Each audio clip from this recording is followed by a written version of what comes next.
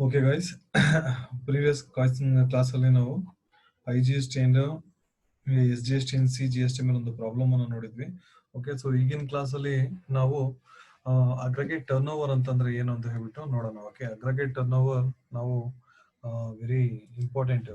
Okay, so aggregate turn over ಅಂತಂದ್ರೆ ಏನು ಅಂತ ಹೇಳ್ಬಿಟ್ಟು ನೋಡ್ಕೊಳ್ಳೋಣ. ಫಸ್ಟ್ ಒಂದು ಸ್ವಲ್ಪ ಒಂಚೂರು ಮೀನಿಂಗ್ ನೋಡ್ಕೊಂಡ್ಬಿಡೋಣ, ಅದಾದ್ಮೇಲೆ ಪ್ರಾಬ್ಲಮ್ ಹೋಗೋಣ. It means aggregate value of all taxable supplies, excluding the value of inward supplies on which tax is payable by person on reverse charge basis. ಇಲ್ಲಿ ಏನ್ ಹೇಳ್ತಾ ಇದಾರೆ ಇಲ್ಲಿ, it means aggregate value of all taxable supply. ಇಲ್ಲಿ ಏನ್ ಹೇಳ್ತಾ ಇದಾರೆ, it is an aggregate value of all taxable supply. ಏನೇನ್ ಟ್ಯಾಕ್ಸಬಲ್ ಸಪ್ಲೈಸ್ ಇದಾವೆ ಅದನ್ನೆಲ್ಲದನ್ನು ನಾವು ಆಲ್ ಟುಗೆದರ್ ಏನಂತ ಕರಿತೀವಿ, ಅಗ್ರಿಗೇಟ್ ಟರ್ನ್ ಓವರ್ ಅಂತ ಕರಿತೀವಿ. ಎಕ್ಸ್ಕ್ಲೂಡಿಂಗ್ ಯಾವ್ದು ಇನ್ಕ್ಲೂಡ್ ಆಗಲ್ಲ ಅನ್ನೋಂಥದ್ದನ್ನು ಅವ್ರು ಹೇಳ್ತಾ ಇದ್ದಾರೆ ನೋಡಿ ಇಲ್ಲಿ. Excluding the value of inward supply means ನಾವೇನಾದ್ರೂ ಪರ್ಚೇಸ್ ಮಾಡಿದೀವಿ ಅಂತಂದ್ರೆ, inward supply means outward supply sales, inward supply purchases, inward supply on which tax is payable by a person on reverse charge basis. Reverse charge basis ಏನು ಅಂತ ಹೇಳ್ಬಿಟ್ಟು ನಾನು next problem continue ಮಾಡ್ಬೇಕಾದ್ರೆ ನಾನು ಹೇಳ್ತೀನಿ. ಸೊ ಇಲ್ಲಿ ಏನ್ ಹೇಳ್ತಾ ಇದ್ದಾರೆ, aggregate supply means all taxable supplies, that's it. Okay, so except inward supply and reverse charge basis ಅಲ್ಲಿ ಏನಾದ್ರು ನಾವು ಪರ್ಚೇಸ್ ಮಾಡಿದಿದ್ರೆ that is excluded from aggregate turnover. Okay, next ಇಲ್ಲಿ ಏನ್ ಹೇಳ್ತಾ ಇದ್ದಾರೆ ನೋಡಿ ಇಲ್ಲಿ, exempt supplies, export of goods or services are both and interstate supplies of a person having the same permanent account number to be computed on all India basis, but excludes central tax, state tax, union territory tax, integrated tax and cess. ಇಲ್ಲಿ ಏನ್ ಹೇಳ್ತಾ ಇದ್ದಾರೆ, aggregate turn over ಅಕಸ್ಮಾತ್ ಇವೆಂದು tax payment ಮಾಡಿದ್ರೆ ಯಾವ್ದು central tax, state tax, union territory tax ಅಥವಾ tax integrated tax ಏನಾದ್ರು ನೀವು ಪೇಮೆಂಟ್ ಏನಾದ್ರು ಮಾಡಿದ್ರಿ, if you have paid any kind of tax which are showing here, that is excluded from aggregate turnover ಅಂತ ಹೇಳ್ಬಿಟ್ಟು ಹೇಳ್ತಾ ಇದ್ದಾರೆ. ಓಕೆ, ಸೊ ಈ ಅಗ್ರಿಗೇಟ್ ಟರ್ನ್ ಓವರ್ ಮೇಲೆ ನಾವು ಒಂದು ಪ್ರಾಬ್ಲಮ್ ಅನ್ನು ನೋಡೋಣ. ಓಕೆ, ಒಂದು ನಿಮಿಷ ಇದನ್ನ ಅಳಿಸ್ಕೊಂಡ್ಬಿಡ್ತೀನಿ. Okay, fine. ಎಸ್, ಪ್ರಾಬ್ಲಮ್ ಏನ್ ಹೇಳ್ತೀನಿ ನೋಡಿ ಇಲ್ಲಿ. A trading concern has the following details of the year 2019-20. Calculate aggregate turnover. S, ಇಲ್ಲಿ ಏನ್ ಹೇಳ್ತಾ ಇದ್ದಾರೆ, ಕ್ಯಾಲ್ಕುಲೇಟ್ ಅಗ್ರಿಗೇಟ್ ಟರ್ನ್ ಓವರ್ ಹೇಳ್ತಾ ಇದ್ದಾರೆ. ಇಲ್ಲಿ ಒಂದು ಡೀಟೇಲ್ಸ್ ನ ಪ್ರೊವೈಡ್ ಮಾಡ್ತಾ ಇದ್ದಾರೆ. ಯಾವ್ದು ಡೀಟೇಲ್ಸ್ 2019-20 ಇಲ್ಲಿ ಒಂದು ಅಗ್ರಿಗೇಟ್ ಒಂದು ಡೀಟೇಲ್ಸ್ ಅನ್ನ, ಟ್ರೇಡಿಂಗ್ ಡೀಟೇಲ್ಸ್ ನ ಪ್ರೊವೈಡ್ ಮಾಡ್ತಾ ಇದ್ದಾರೆ. ನಮಗೆ ಇಲ್ಲಿ ಅಗ್ರಿಗೇಟ್ ಟರ್ನ್ ಓವರ್ ಅನ್ನ ಇವ್ರು ಏನ್ ಮಾಡ್ತಾ ಇದ್ದಾರೆ, ಕ್ಯಾಲ್ಕುಲೇಟ್ ಮಾಡಿ ಅಂತ ಹೇಳ್ಬಿಟ್ಟು ಹೇಳ್ತಾ ಇದ್ದಾರೆ. ಓಕೆ, ಸೊ ಈಗ ನಾವು ಕ್ಯಾಲ್ಕುಲೇಟ್ ಮಾಡೋಣ, ನೋಡೋಣ. ಇಂಟ್ರಾಸ್ಟೇಟ್ ಸಪ್ಲೈ ಸೈಮಲ್ಟೇನಿಯಸ್ ಆಗಿ ನಾವು ಪ್ರಾಬ್ಲಮ್ ಅನ್ನ ನೋಡ್ತಾ ಹೋಗೋಣ ಗೈಸ್. ಓಕೆ, ಸೊ ಒಂದಾದ್ಮೇಲೆ ಅದ್ರದ್ದು ಏನು ಟ್ರೀಟ್ಮೆಂಟ್ ಏನಾಗುತ್ತೆ, ಪ್ರಾಬ್ಲಮ್ ಟ್ರಾನ್ಸಾಕ್ಷನ್ ಏನು ಅಂಡ್ ಅದ್ರದ್ದು ಟ್ರೀಟ್ಮೆಂಟ್ ಏನಾಗುತ್ತೆ ಅನ್ನೋದನ್ನ ನಾವು ನೋಡ್ತಾ ಹೋಗೋಣ. ಓಕೆ, ಎಸ್, ಇಂಟ್ರಾಸ್ಟೇಟ್ ಸಪ್ಲೈ ನೋಡಿ, ಇಂಟ್ರಾಸ್ಟೇಟ್ ಸಪ್ಲೈ ನಾವು ತಗೊಂಡಿದೀವಿ ಅಂತ ಹೇಳ್ಬಿಟ್ಟು. ಓಕೆ, ಇಂಟ್ರಾಸ್ಟೇಟ್ ಸಪ್ಲೈ 2 lakh rupees ನಾವು aggregate calculation of aggregate value, aggregate turnover or aggregate value, whatever. Okay, intrastate supply. Okay, interstate supply ತಗೊಂಡಿದೀವಾ? yes, interstate supply ನಾವು ತಗೊಂಡಿದೀವಿ. ಓಕೆ, ಸೊ ಇಂಟ್ರಾಸ್ಟೇಟ್ ಅಂತ ಅಂದ್ರೆ ನಾವು ವಿತಿನ್ ಸ್ಟೇಟ್ ಏನಾದ್ರು ಸಪ್ಲೈ ಏನಾದ್ರು ಮಾಡಿದಿದ್ರೆ ಅದನ್ನ ನಾವು ತಗೊಂಡಿದೀವಿ ಕ್ಯಾಲ್ಕುಲೇಷನ್ ಗೆ. ಇಂಟರ್ಸ್ಟೇಟ್ ಸಪ್ಲೈಸ್, ಇಂಟರ್ಸ್ಟೇಟ್ ಏನಾದ್ರು ಸೇಲ್ಸ್ ಏನಾದ್ರು ಇತ್ತು ಅಂತಂದ್ರೆ, ನಾಟ್ ಪರ್ಚೇಸಸ್. ಓಕೆ, ಪರ್ಚೇಸಸ್ ನಮಗೆ ಇಲ್ಲಿ ಕೌಂಟ್ ಆಗೋದಿಲ್ಲ. ಓಕೆ, ಅವ್ರು ಹೇಳಿದ್ದಾರೆ ಏನು ಅಂತ ಹೇಳ್ಬಿಟ್ಟು, input inward supplies means purchases and reverse charge basis ಮೇಲೆ ಏನಾದ್ರು ಪರ್ಚೇಸ್ ಮಾಡಿದೆ, that is excluded from aggregate turnover. Okay, fine. Interstate supplies 1,50,000 ತಗೊಂಡಿದ್ದೀವಿ. ನೆಕ್ಸ್ಟ್ ವ್ಯಾಲ್ಯೂ ಆಫ್ ಎಕ್ಸ್ಪೋರ್ಟ್ ತಗೊಂಡಿದ್ದೀವಿ, ಎಸ್ ಡೆಫಿನೆಟ್ಲಿ ತಗೊಂಡಿದ್ದೀವಿ. ವ್ಯಾಲ್ಯೂ ಆಫ್ ಎಕ್ಸ್ಪೋರ್ಟ್ ನಾವು ತಗೊಂಡಿದ್ದೀವಿ ಎಷ್ಟು, 5 lakh rupees. Okay, good. Exempt supply ನಾವು ತಗೊಂಡಿದ್ದೀವಾ, exempt supply, yes very good. Exempt supply ನಾವು ತಗೊಂಡಿದ್ದೀವಿ. ಇಲ್ಲಿ ನಾವು ಒಂದನ್ನ ತಿಳ್ಕೊಳ್ಳಿ, ಎಕ್ಸಾಮ್ ಸಪ್ಲೈ ನಾವಿಲ್ಲಿ ಜಸ್ಟ್ ಅಗ್ರಿಗೇಟ್ ಟರ್ನ್ ಓವರ್ ಗೆ ಕ್ಯಾಲ್ಕುಲೇಟ್ ಮಾಡ್ತೀವಿ, ಬಟ್ ಅದ್ರ ಮೇಲೆ ನಾವು ಟ್ಯಾಕ್ಸ್ ನ ಚಾರ್ಜಸ್ ಮಾಡ್ತಾ ಇಲ್ಲ. ಓಕೆ, ಇಲ್ಲಿ ಡಿಫರೆನ್ಸ್ ಇದೆ. ನಾವು ಟ್ಯಾಕ್ಸ್ ಲಯಬಿಲಿಟಿನ ನಾವಿಲ್ಲಿ ಕ್ಯಾಲ್ಕುಲೇಟ್ ಮಾಡ್ತಿಲ್ಲ. ನಾವಿಲ್ಲಿ ಜಸ್ಟ್ ಎಕ್ಸಾಮ್ಟ್ ಸಪ್ಲೈನು ಕೂಡ, ಎಕ್ಸಾಮ್ಟ್ ಸೇಲ್ಸ್ ಕೂಡ ನಾವೇನ್ ಮಾಡಿದೀವಿ, ಕೌಂಟಿಗೆ ತಗೊಂಡಿದ್ದೀವಿ for calculation of aggregate turnover. That's it. We are not going to charge any kind of tax on exempt supply. Okay, so next IGST paid 25,000, CGST and SGST paid 25,000. ಹೌದಾ, ನಮಗೆ ಇಲ್ಲಿ ನಾವು problem ಅಲ್ಲಿ ಏನು ಓದಿದ್ವಿ ಮುಂಚೆ, ಯಾವುದೇ ರೀತಿಯಾದಂತಹ GST paid ಏನಿದೆ ಅದನ್ನ ನಾವು ಕೌಂಟಿಗೆ ತಗೊಳ್ಳೋದಿಲ್ಲ, ನಾವು ಅದನ್ನ ಕ್ಯಾಲ್ಕುಲೇಷನ್ ಗೆ ತಗೊಳ್ಳೋದಿಲ್ಲ. ಓಕೆ, ನೋಡೋಣ ಇಲ್ಲಿ.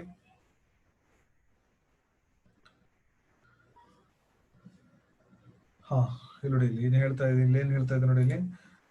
Value of turnover will not include the CGST, SGST charges on such a supply. Yes, Section 15 of Goods and Services Act 2017 ಏನ್ ಹೇಳುತ್ತೆ ಇಲ್ಲಿ?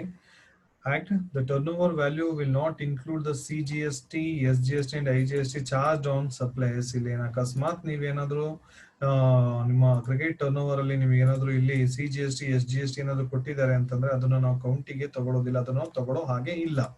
Okay, that's it. Okay, next ಅದೇ ರೀತಿ ಏನಿದೆ ನಮ್ದಿದೇನು, ಈಗ ಜಸ್ಟ್ ನಾವು ಈಗೇನು ಅಗ್ರಿಗೇಟ್ ಟರ್ನ್ ಓವರ್ ನೋಡಿದ್ವಿ. ಅದಾದ್ಮೇಲೆ ಅದ್ರ ಜೊತೆಗೆ ಇನ್ನೊಂದು ಇಂಪಾರ್ಟೆಂಟ್ ಏನು ಅಂತಂದ್ರೆ composite supply.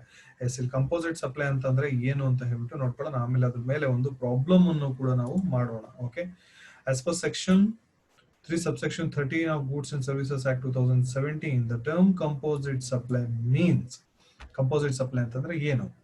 As per section 2 subsection 30 of GST Act 2017. Okay, composite supply means a supply made by a taxable person to a recipient consisting of 2 or more taxable supplies. ಇಲ್ಲಿ ಏನ್ ಹೇಳ್ತಾ ಇದೆ? Supplies means ನಾನು already class ಅಲ್ಲಿ ಹೇಳಿದ್ದೀನಿ. Supplies means what? Supply means in income tax, in taxation we use the term supply as sales. ಹೌದಾ, ನಾವು ಸೇಲ್ಸ್ಗೆ instead of sales we use supply in income tax. ಹೌದಾ, ನಾವು ಇನ್ಕಮ್ ಟ್ಯಾಕ್ಸ್ ಅಲ್ಲಿ ನಾವು ಟ್ಯಾಕ್ಸೇಷನ್ ಓದ್ಬೇಕಾದ್ರೆ, ನಾಟ್ ಓನ್ಲಿ ಇನ್ಕಮ್ ಟ್ಯಾಕ್ಸ್, ನಾವು taxation language ಅಲ್ಲಿ ನಾವು ಓದ್ಬೇಕಾದ್ರೆ ನಾವೇನ್ ಮಾಡ್ತೀವಿ? ಸಪ್ಲೈನ ನಾವು ಆಸ್ ಎ ಸೇಲ್ ಆಗಿ ಟ್ರೀಟ್ ಮಾಡ್ತೀವಿ. ಹೌದಾ, ಎಸ್, ಮೋರ್ ಇಲ್ಲಿ ಏನ್ ಹೇಳ್ತಾ ಇದ್ದಾರೆ? Consisting of, it is a taxable person to a recipient consisting including 2 or more taxable supplies. Okay, composite supply ಅಂತಂದ್ರೆ ಇಲ್ಲಿ 2 or more supplies, taxable supplies ಇರುತ್ತೆ. Goods or services, both. ಇಲ್ಲಿ ಗೂಡ್ಸ್ ಆದ್ರೂ ಆಗಿರ್ಬೋದು, ಸರ್ವಿಸ್ ಆದ್ರೂ ಆಗಿರ್ಬೋದು, or both or any combination thereof. ಇಲ್ಲಿ ಒಂದು ಪ್ರಾಡಕ್ಟ್ ಜೊತೆ ನಾವು ಇನ್ನೊಂದು ಪ್ರಾಡಕ್ಟ್ ಅನ್ನ ಸೇಲ್ ಮಾಡ್ತಾ ಇದೀವಿ, ಒಂದು ಪ್ರಾಡಕ್ಟ್ ಜೊತೆ ಇನ್ನೆರಡು ಪ್ರಾಡಕ್ಟ್ ಅನ್ನ ಸೇಲ್ ಮಾಡ್ತೀವಿ, ಅದನ್ನ ಮಾತ್ರ ನಾವು ಕಂಪೋಸಿಟ್ ಸಪ್ಲೈ ಅಂತ ಕರೆಯಲ್ಲ. ಒಂದು ಪ್ರಾಡಕ್ಟ್ ಜೊತೆ, ಒಂದು ಗೂಡ್ಸ್ ಜೊತೆ ನಾವು ಇನ್ನೊಂದು ಸರ್ವಿಸಸ್ ನ ಪ್ರೊವೈಡ್ ಮಾಡ್ತೀವಿ, that can also be called as composite supply according to section 2 subsection 30 of GST Act. Okay, which are naturally bundled and supplied in conjunction with each other in the ordinary course of business, one of which is principal supply. ಇಲ್ಲಿ ಏನಿರುತ್ತೆ?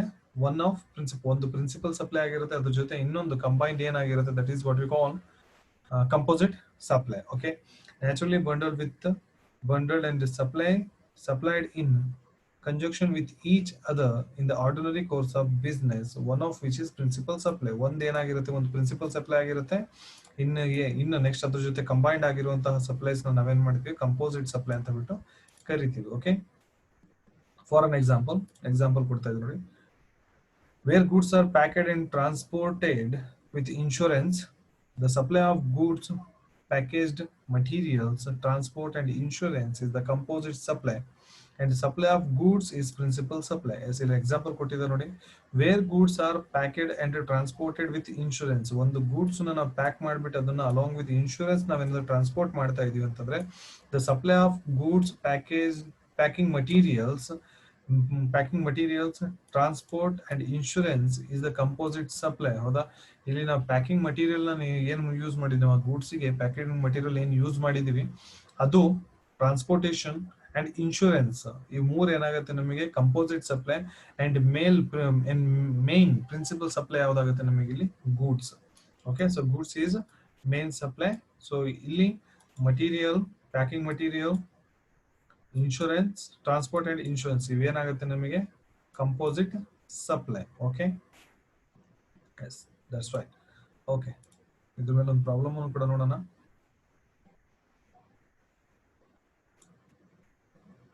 Yes, Philips Limited made the following supplies in the month of Jan 2020. Mr. Philips Limited ಅವರು ಏನ್ ಮಾಡ್ತಾ ಇದ್ದಾರೆ? John month ಅಲ್ಲಿ ಅವ್ರು ಏನ್ ಮಾಡ್ತಾ ಇದ್ದಾರೆ?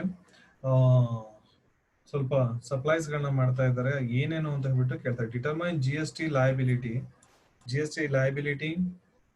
GST rate on goods are subject to 28%, services subject to 18%. ಏನ್ ಹೇಳ್ತಾ ಇದ್ದಾರೆ ಇಲ್ಲಿ? ಗೂಡ್ಸ್ ಏನು ಸೇಲ್ ಮಾಡ್ತಾ ಇದ್ರೆ ಸಬ್ಜೆಕ್ಟ್ 28% ಅಂಡ್ ಸರ್ವಿಸಸ್ ಏನ್ ಪ್ರೊವೈಡ್ ಮಾಡ್ತಾ ಇದ್ದಾರೆ ಅದೆಷ್ಟಂತ ಅದು 18% ಅಂತ ಹೇಳ್ಬಿಟ್ಟು ಹೇಳ್ತಾ ಇದ್ದಾರೆ. ಓಕೆ, ಡಿಟರ್ಮೈನ್ ಟ್ಯಾಕ್ಸ್ ಲಯಬಿಲಿಟಿ ಇಲ್ಲಿ ಏನ್ ಕ್ಯಾಲ್ಕುಲೇಟ್ ಮಾಡ್ತೇವೆ ನಾವು ಪ್ರೀವಿಯಸ್ ಪ್ರಾಬ್ಲಮ್ ಅಲ್ಲಿ ಏನ್ ಮಾಡಿದ್ವಿ, ಅಗ್ರಿಗೇಟ್ ಟರ್ನ್ ಓವರ್ ನ ಕ್ಯಾಲ್ಕುಲೇಟ್ ಮಾಡಿದ್ವಿ, ಹೌದಾ? ಅದೇ ಅಲ್ಲಿ ನಾವು ಟ್ಯಾಕ್ಸ್ ಲಯಬಿಲಿಟಿನ ಕ್ಯಾಲ್ಕುಲೇಟ್ ಮಾಡಿರ್ಲಿಲ್ಲ, ಬಟ್ ಇಲ್ಲೇನ ಕ್ಯಾಲ್ಕುಲೇಟ್ ಮಾಡಕ್ ಹೇಳ್ತಾ ಇದ್ದಾರೆ ನಮಗೆ, ಇಲ್ಲಿ ಟ್ಯಾಕ್ಸ್ ಲಯಬಿಲಿಟಿನ ಕ್ಯಾಲ್ಕುಲೇಟ್ ಮಾಡಕ್ ಹೇಳ್ತಾರೆ. GST rates on goods are subject to 28%. GST rating ನಾವು ಗೂಡ್ಸ್ ಗೆ ನಾವು ಎಷ್ಟು ಟ್ಯಾಕ್ಸ್ ಚಾರ್ಜ್ ಮಾಡ್ತೀವಿ, 28%. And services rate 18%. ಸರ್ವಿಸಸ್ ಎಷ್ಟಿಗೆ ಪ್ರೊವೈಡ್ ಮಾಡ್ತೀವಿ ನಾವು, 18% ಗೆ ಪ್ರೊವೈಡ್ ಮಾಡ್ತಾ ಇದ್ದೀವಿ. ಓಕೆ, ಎಸ್ ಇದಕ್ಕೆ ನೋಡ್ಕೊಳ್ಳಿ, ಇಲ್ಲಿ ಪ್ರಾಬ್ಲಮ್ ಏನಿದೆ ನೋಡ್ಕೊಳ್ಳಿ. ಪ್ರಾಬ್ಲಮ್ ಅಲಾಂಗ್ ವಿತ್ ಸೊಲ್ಯೂಷನ್ ಹೋಗೋಣ ನಾವಿಲ್ಲಿ. Sale of air condition bearing HSN code 8415. ಈ HSN ಕೋಡ್ ಏನು ಅಂತಂದ್ರೆ ಪ್ರತಿಯೊಂದು ಪ್ರಾಡಕ್ಟಿಗೂ ಏನಾಗಿರುತ್ತೆ, GST ಅಲ್ಲಿ HSN ಕೋಡ್ ಇರುತ್ತೆ. ಓಕೆ, ನೀವು AC ಸೇಲ್ ಮಾಡಿ, ರಿಫ್ರಿಜಿರೇಟರ್ ಸೇಲ್ ಮಾಡಿ, ಕಂಪ್ಯೂಟರ್ ಸೇಲ್ ಮಾಡಿ, ಮೊಬೈಲ್ ಸೇಲ್ ಮಾಡಿ, ಏನೇ ಒಂದು ತಗೊಳ್ಳಿ, ಸೊ ಎಲ್ಲಾ ಪ್ರಾಡಕ್ಟ್ ಒಂದು ಏನಾಗಿರುತ್ತೆ, HSN ಕೋಡ್ ಇರುತ್ತೆ. ಓಕೆ, ಪ್ರತಿಯೊಂದು ಪ್ರಾಡಕ್ಟ್ ನಾವು ಹೇಗೆ ಐಡೆಂಟಿಫೈ ಮಾಡ್ತೀವಿ, ಆ HSN ಕೋಡ್ ಥ್ರೂ ನಾವೇನ್ ಮಾಡ್ತೀವಿ, ಅದನ್ನ ಐಡೆಂಟಿಫಿಕೇಶನ್ ಮಾಡ್ತೀವಿ. Okay, sale of air conditioner bearing HSN code of 8415 4 lakh rupees air conditioner sale ಮಾಡ್ತಾ ಇದೀವಿ. Okay, transportation charges ₹50,000. ಎಸ್, ಇಲ್ಲಿ ಏನ್ ಮಾಡ್ತಾ ಇದೀವಿ ನಾವು, ಏರ್ ಕಂಡೀಷನ್ ನಾವೇನ್ ಸೇಲ್ ಮಾಡ್ತಾ ಇದೀವಿ ಅದ್ರ ಜೊತೆಗೆ ಟ್ರಾನ್ಸ್ಪೋರ್ಟೇಷನ್ ಅನ್ನು ಕೂಡ ನಾವು ಕೊಡ್ತಾ ಇದೀವಿ. ಅರ್ಥ ಆಗ್ತಾ ಇದೆಯಾ? ಟ್ರಾನ್ಸ್ಪೋರ್ಟೇಷನ್ ಅನ್ನು ಕೊಡ್ತಾ ಇದೀವಿ, ಅದಕ್ಕೆ ಚಾರ್ಜಸ್ ಎಷ್ಟಾಗ್ತಾ ಇದೆ, ₹50,000 ಚಾರ್ಜಸ್ ಆಗ್ತಾ ಇದೆ. ಏರ್ ಕಂಡೀಷನ್ ನಾವೇನ್ ಸೇಲ್ ಮಾಡ್ತೀವಿ ಅದು ಅಲ್ಲಿಗೆ ಮುಗ್ದು ಹೋಗಿಲ್ಲ, ಅದ್ರ ಜೊತೆ ಇನ್ನೊಂದು ಸರ್ವಿಸಸ್ ನಾವು ಪ್ರೊವೈಡ್ ಮಾಡ್ತಾ ಇದ್ವಿ, ಏನೋ that is transportation services. Transportation services ಏನಕ್ಕೆ ಕೊಡ್ತಾ ಇದೀವಿ, because we are selling the air conditioner, that's why we are along with air conditioner ನಾವೇನ್ ಮಾಡ್ತಾ ಇದ್ವಿ, ಟ್ರಾನ್ಸ್ಪೋರ್ಟೇಷನ್ ಒಂದು ಸರ್ವಿಸಸ್ ಕೂಡ ಪ್ರೊವೈಡ್ ಮಾಡ್ತಾ ಇದಕ್ಕೆ, ಅದಕ್ಕೆ ನಾವೇನ್ ಮಾಡ್ತಾ ಇದೀವಿ, ಚಾರ್ಜಸ್ ನ ಮಾಡ್ತಾ ಇದೀವಿ. ಆ ಚಾರ್ಜಸ್ ಗೆ ಎಷ್ಟು ನಮಗೆ ಇನ್ಕಮ್ ಬಂದಿದೆ, ₹50,000 ನಮಗೆ ಅದಕ್ಕೆ ಇನ್ಕಮ್ ಬಂದಿದೆ. Okay, next annual maintenance services. Annual maintenance ನಾವು ಇಲ್ಲಿ ಪ್ರಾಡಕ್ಟ್ ನ ಸೇಲ್ ಮಾಡಿದ್ವಿ, ಅಲ್ಲಿಗಲ್ಲಿ ಮುಗ್ದೋಗಿಲ್ಲ. ಎವ್ರಿ ಇಯರ್ ನಾವೇನ್ ಮಾಡ್ತೀವಿ, ಅದನ್ನ ಮೇಂಟೆನೆನ್ಸ್ ಅನ್ನ ಮಾಡ್ತಾ ಇದೀವಿ. ಓಕೆ, ನಾವೀಗ ಸೇಲ್ ಮಾಡ್ತಾ ಇದೀವಿ, 1 year ಒಳಗಡೆ ಅದಕ್ಕೆ ಏನಾದ್ರು ಡ್ಯಾಮೇಜ್ ಆಗುತ್ತೆ, ಅಥವಾ 1 year ಆದ್ಮೇಲೆ ನಾವೇ ವಾಲಂಟಿಯರ್ ಹೋಗ್ಬಿಟ್ಟು ಅದನ್ನ ವೆರಿಫೈ ಮಾಡ್ತೀವಿ, ಚೆಕ್ ಮಾಡ್ತೀವಿ, ಪ್ರಾಡಕ್ಟ್ AC ಪ್ರಾಪರ್ ಆಗಿ ರನ್ ಆಗ್ತಾ ಇದೆಯಾ, ಅಥವಾ ಅದ್ರಲ್ಲಿ ಏನಾದ್ರು ಪ್ರಾಬ್ಲಮ್ ಆಗ್ತಾ ಇದೆಯಾ ಅನ್ನೋಂಥದ್ದು ಒಂದು ಸರ್ವಿಸಸ್ ನಾವು ಪ್ರೊವೈಡ್ ಮಾಡ್ತಾ ಇದ್ವಿ.